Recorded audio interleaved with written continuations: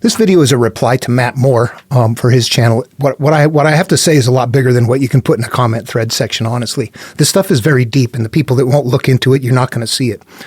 He had a video up on Enoch. I posted on there that Enoch is a monomyth. I recognize it as such. He disagreed with me, and we went into Genesis. I was inquiring about some things in Genesis, showing that even Genesis itself is... I can see multiple creations, or multiple things going on in there, including like from chapter 1 to chapter 11, there's references to gods in the plural. So you can see that it hadn't quite dialed into the solid Judaism religion until chapter 12 when God brought Abram and Sarai on board. At any rate, I know these things, and I inquired about those things. And why does God disappear? Why do these things happen? And that's the way I question people. I grab their source material and ask them to identify things for me. And of course, it doesn't work because there's some things in there that are just normally people wouldn't know them and they wouldn't ask questions like that. So when you do ask those questions, it kind of puts people back on their heels. His final comment to me was something along the lines of, again, I think it is strange an atheist would stick to using pro-missionary arguments, but hey, you do you. Learn Hebrew and let us original source documents. All right, and even though I'm going to make this for general consumption, I'm going to be like addressing Matt. All right, Matt, so there's something going on here that's very common, and that is that you as a practitioner of a believer of a particular system, if anybody else is talking about it that's not on board with you, is automatically an atheist. If you're not with me, you're against me. It's the division going on. There's multiple layers to this material, and when you're at that layer where that's what you believe, you're at the shallowest layer. You're also not interpreting the material. You are not interpreting the material. I've asked you a couple of questions about Genesis because there's some things in there that are inconsistencies in the teaching. If you read Genesis carefully, you will realize that chapter 1 through 11 is not yet a complete monotheism. Gods are still referenced in the plural a number of times, and sons of God. There's something that isn't quite right. That doesn't straighten out until chapter 12 when God finally calls Abram. You can see chapter 1 through 11 was something different. 12 on came about later. Different authors, different style, different things going on.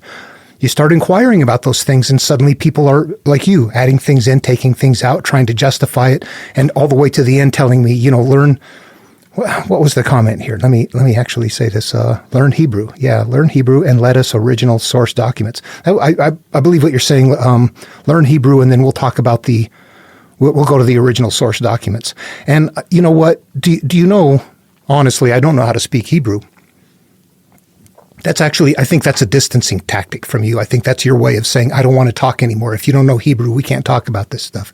Meanwhile, that's like saying, I've got the Tao Te Ching, I've got Buddha material, I've got the entire Mahabharata from India, all of it in English. I don't speak Pali, I don't speak Hindi, I don't speak Mandarin, I don't speak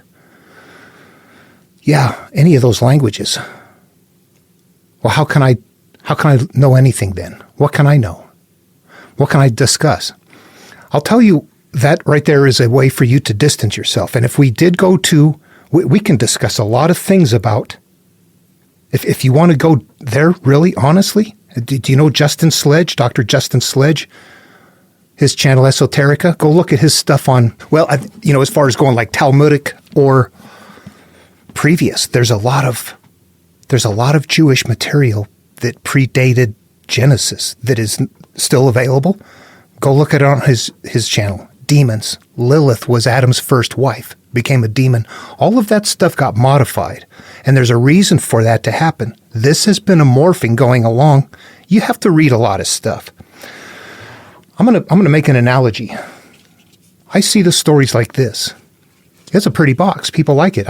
There's other people that go, I don't like that box. Nope, I don't like that. Get it out of here. There's other people that want it. They carry it. They hold on to this box. Meanwhile, nobody knows there's something inside that box. Somebody else is like, I don't like that box, but I like this box over here. So they've got a completely different box. They don't even look the same. They're beautiful. I got mine, but they're at the outer layer. If you were to open both of them up, you would find they're both containing the exact same thing. Lilith was Adam's first wife. Do you really want to go there? I don't think you do. What you want to do is tell me that Genesis is real and that Enoch is baloney and that I must be an atheist while you don't understand that there's another option. That's why, how did you say it? I think it's strange an atheist would stick to using pro-missionary arguments, but hey, you do you. Okay, you don't recognize what I'm doing. You don't recognize I'm going to a third layer in here, the deepest layer. Now, I know how to describe it. I mean, there's a point where I've done that quite a bit.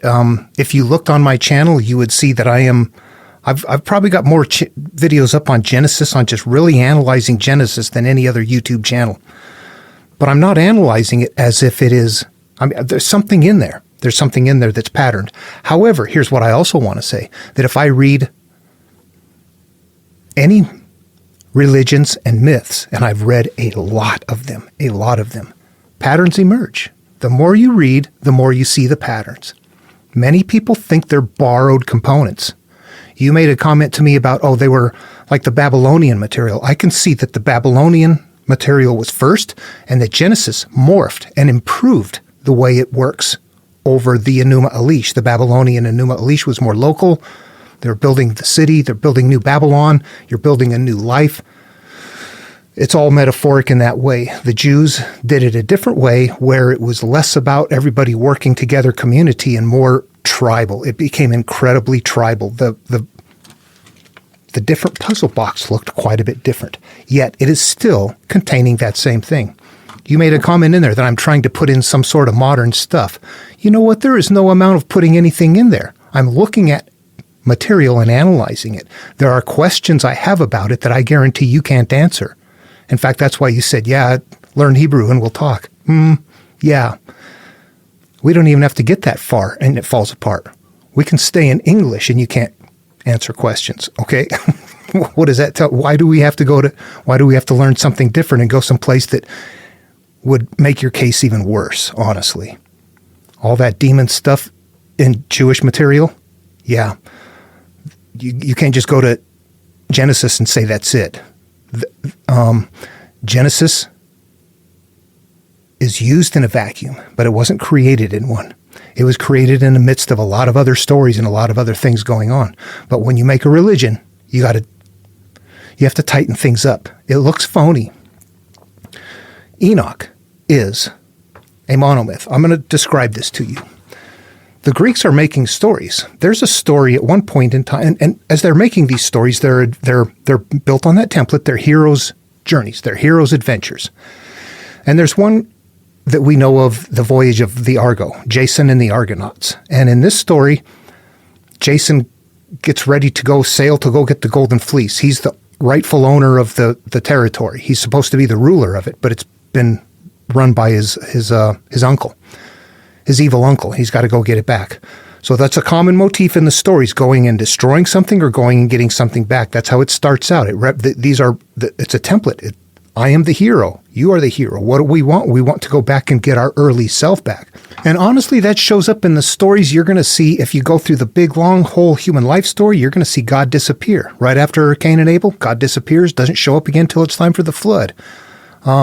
Puts Abram and Sarai into a land of famine, gets them set up, then disappears. Sends plagues and messages and things like that, but doesn't reappear again until it's time to convert Abram to Abraham. That's when the calling starts. So every time you see, you're going to see that as a common motif. You go to the Babylonians, you're going to see Apsu, the creator of them all, gets trapped away. Not until Marduk comes back to destroy things is Apsu recreated. So what we have, and it's the earliest version of them, but it's always the creative force that disappears or gets taken out of the picture and reemerges at the time of the calling. That is a common motif. I'm not putting that in. I'm looking at it and going, I see that. How come God disappears? The creator disappears and then reappears at this very specific time. That's a pattern. That's a template. Back to what I was saying, though, about the story networking. Okay, they're creating these stories and they're acting them out. They're not just passing them around. You're not reading and writing them. They're acting them out on stage. You'll go to the theater and watch them act out the Argonautica, or the voyage of the Argo. But as they're going along here, before going through the clashing rocks, as I said, they're going from island to island, and these all represent something. You're going to go get the ship built. There's a point, though, where there's an island that they go to that has there's women there that they don't want to leave. They have a difficult time getting underway. And a part of the story that's always commonly there is that it's difficult to leave the past. It's a struggle to get underway.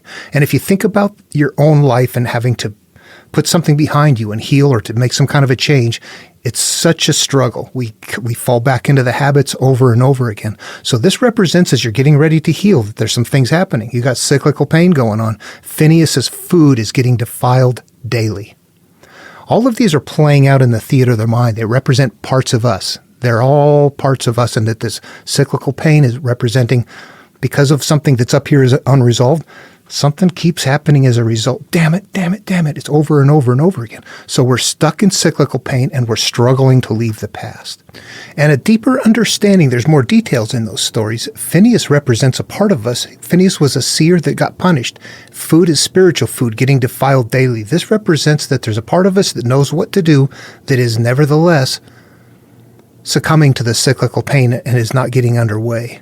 The hero part of us has to come in and resolve the cyclical pain. And you'll notice that the cyclical pain is always managed in one way. It is not destroyed. It's trapped away. It's put in a net. It's put underground. In this case, the harpies fly away, but Zeus says they will never harm you again. That cyclical pain element is because it's a memory that has to be rendered inert. It'll never go away. It has to be trapped away by healing. Now, Hercules gets them underway at the island of the women. He finally encourages them along, but at another island, Hercules loses a friend and he leaves the adventure and sends them off on their own. So Hercules left and didn't go on the adventure. After that, they go through the clashing rocks and the adventure begins. So there's what happens later, story of Hercules. He starts off at the island of the Amazons. So right at that point right there where Hercules, who's a hero, Jason was a hero. You don't send two heroes on a journey, only one goes. Hercules bails out and goes off on his own adventure. The story of Hercules and starting out at the island of the Amazon women and that. So they're doing story networks. You look at that and go, yeah, they're tying things together here, but they're taking them, they're putting them on that template, but they're splitting people out before the adventure begins to start another adventure. That starts another monomyth. So when we get to Genesis, what do you see? The same thing. Enoch is exactly the same thing as Hercules leaving the story before the clashing rocks. Here we have Enoch leaving the story before the flood. So they are actually the exact same thing right there. Enoch goes off and then becomes another monomyth in the same way that Hercules goes off and becomes a monomyth. However, what's important is to get that all out of there and make it sound like this monomyth is actually factual and true, because this is a religion if we leave it that way. Meanwhile, people that look at it long enough go, nope, I see what it is. It's structured on that template. It's structured on a monomyth template. And it's going to continue to cycle along that way. And there's more things in Genesis that I'm sure you don't know. The numbering pattern, the 3-7 grid. Do you know that 900 is said 7 times? 800 is said 7 times? The numbers that go with them, you collect all those up. There's 22 numbers gathered in 3 analog farms. And those 22 numbers repeat over 6,000 times in the entire Bible. Someone is in the background doing something that you don't know. But it is there. So I want to say that, yeah, that it is a network story. You can see that it fits with things that were going on in history at that time, 5,000, 6,000 years ago and before. This first showed up with, the earliest that I know, I'm aware of is, Enkidu and Gilgamesh, the hairy man and the clean man, the clean-shaven man. Where do we see that? Esau and Jacob as we get into Genesis. Yeah, there's just so many things going on there that, when you look at enough material and examine it well enough, you're going to see the same thing. When you get to Moses, you're going to have a struggle to leave the past. Pharaoh says you can go. No, you can't. Yes, you can. No, you can't. Cyclical pain? Yeah, we got plagues. Pharaoh finally says you can go. You leave. You go through. Jason went through the clashing rocks with Hera's help, barely making it. The Israelites go through the Red Sea with God's help, barely making it. Same place on the template. You read enough stuff, you see it. Sorry. I'm not putting anything into it. I'm extracting what the experts from antiquity put in there for those who have the capacity to find it. If you don't have the capacity to see it or find it, you don't. I'll throw it out there that it's monomyth. It is monomyth. It is on a structured pattern. It's conceptual. An anchored ship cannot sail. The dog tied in the yard cannot escape. The goat chained in the field cannot run away. What is the same about all three of those? And understand this. I am that. I am. I'm the ship. I'm the dog. I'm the goat. What am I hanging on to that I can't escape from? That's the lesson. That's what we're looking for in this material. And then what happens? We reconnect with the God up here. The graces happen. Life happens automatically. It's good. And we're going to return to the Father when we die, not go to heaven or something. I know Jews don't have heaven and hell per se, not like Christian does. So whatever the case may be, there's something in the material here, though, that when you find it, you will find it's globally common. That means somebody in the background knows how to live with world peace. And the people on the outside that are holding on to the puzzles and never interpreting them, that's what the puzzles are for, to keep those masses of people somehow functioning. Anyway, okay, well, that's it for this video. Yeah, it's there. And there's things about Genesis I guarantee you don't want to ask. If you want to believe Genesis, I'm the wrong person to talk to. Check my videos. See what's there. Go look for the numbering stuff, those number patterns. There's something to analyze there. There's something in the patterns. But you know what? It's word code that is in the code. Starts 3:7. Eden. How do we know? On the seventh day, God finished, and God, seventh day was said 3 times. And it's even placed purposefully on verse 3 in chapter 2, where that seventh is said. All of that right there, that begins the 7-3 grid. Then the sevens, you start looking for repeating numbers. 7, 70, and 7. Grab up a 70. That's going to repeat. 7, 70, and 7. You're going to see things in here that if you had it memorized, you would know what that is. We don't know it well enough. And if you download it and go look on your computer, use the King James Version, or whatever version you want. But that 900, for example, being said 7 times means that the numbers that appear with it, you'll see it's 900 and something. And it's all going to be continually pointing to the same numbers in the analog forms between the atom, between the I don't recall Terra. It's in chapter 11. And then there's also one in the Sodom story. There's an analog farm there that's a goofy thing. You could take it out and it wouldn't change the story at all. It looks like it was just clunked in. Abraham is talking to God and asking him about destroying Sodom. Would you destroy it for the sake of 50 if there were 50 righteous within the city? No, if there were 50 righteous, I would not destroy it for the sake of 50 righteous within the city. For the 50 righteous, you start looking through and you begin to realize something. Righteous is said 7 times right there. It's opening an analog field. And then the numbers are being repeated. 50 is repeated 4 times. 40 is repeated 3 times. 5 is repeated 3 times. They're all like cross-referencing each other. The 30, the 20s, the 10s, those become, you start looking through where those appear with the 800s and the 700s and the 900s, and you'll go, yeah, those numbers are the ones that keep showing up.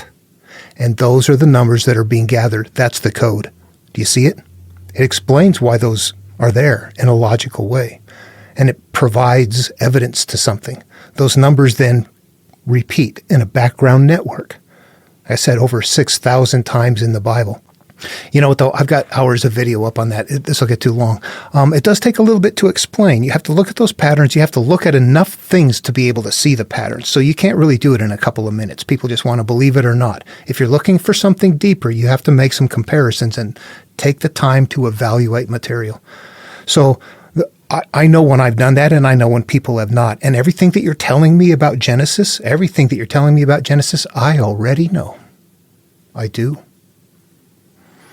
I know what you think, though, and I know what you believe, but I also know a lot more. I look at things and go, you know what? This is a story network. Enoch is bailing out here before the flood in the same way that Hercules is bailing out before the clashing rocks, before going through the crossing.